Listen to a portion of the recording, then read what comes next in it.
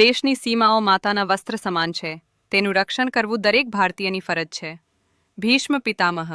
નમસ્કાર દર્શક મિત્રો, સરહદ ન્યૂઝ ચેનલમાં આપનું સ્વાગત છે. હું અનિતા ગોસ્વામી. હવે જોઈએ સમાચાર વિસ્તારથી. બનાસકાંઠા જિલ્લાના સરહદી વિસ્તારોમાં સુરક્ષા વ્યવસ્થાને વધુ સુદૃઢ બનાવવાના હેતુથી જિલ્લા મેજિસ્ટ્રેટ દ્વારા એક મહત્વપૂર્ણ નિર્ણય લેવામાં આવ્યો છે. વાવ અને થરાદ સહિતના સંવેદનશીલ વિસ્તારોમાં ડ્રોન ઉડાડવા પર પ્રતિબંધ લાદતું જાહેરનામું બહાર પાડવામાં આવ્યું છે. વાવ થરાદ જિલ્લા મેજિસ્ટ્રેટ જે.એસ. પ્રજાપતિ દ્વારા જાહેર સુરક્ષા અને રાષ્ટ્રીય સુરક્ષાના હિતમાં આ આદેશ જારી કરવામાં આવ્યો છે.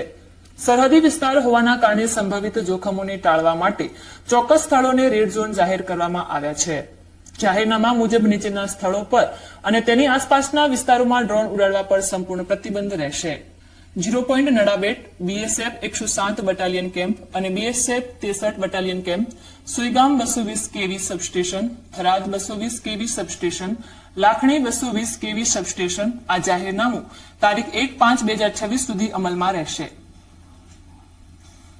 જો કોઈ વ્યક્તિ આ આદેશનો ભંગ કરતા ઝડપાશે તો તેની સાથે ભારતીય ન્યાય સંહિતા મુજબ કડક કાયદેસરની કાર્યવાહી કરવામાં આવશે.